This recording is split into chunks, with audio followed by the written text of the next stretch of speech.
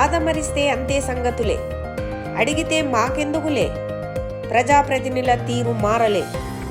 పట్టణంలోని 41వ వార్డులో Nalanda auto stand నుంచి సాయిరెడ్డి కాంపౌండ్ వెళ్లే దారిలో మురుగు కాల్వలపై కల్వర్ట్లు 2 విరిగిపోయినప్పటికీ ఎవరూ పట్టించుకునే నాదుడు కరువయ్యారని అక్కడున్న కాలనీ వాసులు ఆరోపిస్తున్నారు.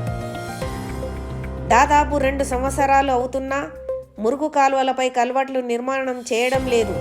మురుగు కాల్వలపై కల్వర్ట్లు 2 విరిగిపోయి నాయకులు, ప్రజలు, అధికారులు అదే దారిలో చూస్తూ పోతున్నారే తప్ప మాకెందుకులే అని అనుకుంటున్నారు.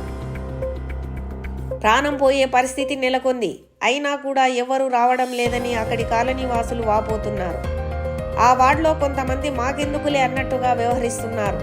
ఎందుకంటే కౌన్సిలరే వచ్చి చేస్తారని అనుకుంటున్నారు.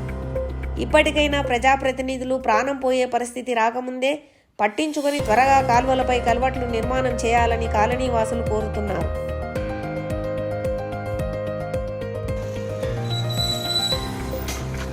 చాలా సంవత్సరాల క్రితం నుంచి ఇలాగే ఉన్నాయి. ఇప్పుడు మొన్న కాళ్ళ దారుణంగా పరిస్థితి, ఇది దారి మొత్తం చాలా గుంతలతో చాలా నీళ్ళు ఆగి, ఇప్పుడు చూస్తున్నారు కదా, మొత్తం కట్ చేశారు పైకి వేయడానికి. కానీ అప్పటి నుంచి ఇప్పటి వరకు కనీసం సంవత్సరంన్నర అయిపోయింది. ఇప్పుడు కాకుండా ఈ రోడ్ని బాగు చేయలేదు. ఒకసారి రోడ్డు శాంక్షన్ అయింది అని ఇనాగరేషన్ చేశారు, కానీ అయినా కూడా ఆ రోడ్డు మాత్రం వేయడం మాత్రం అవ్వలేదు కార్యం. సో దయచేసి మళ్ళీ రోడ్డుని వేస్తేనే కానీ మేము కూడా ఓటుకి కూడా, ఇప్పుడు ఓటు అడగడానికి కూడా ఎలా వస్తారో తెలియదు. ఇప్పుడు మేము కూడా నో రోడ్ నో ఓట్ అనే నినాదం పట్టుకొని వెళ్ళాల్సిన పరిస్థితి ఇప్పుడు. సో దయచేసి విన్న వాళ్ళు, అధికారులు స్పందించి ఈ రోడ్డును బాగు చేయించాలి. ఎందుకంటే ఇటు నుంచి చాలామంది స్కూల్ పిల్లలు కానీ లేడీస్ కానీ వెళ్తూ ఉంటారు. చాలామంది కింద పడ్డారు కూడా, గాయాలయ్యాయి.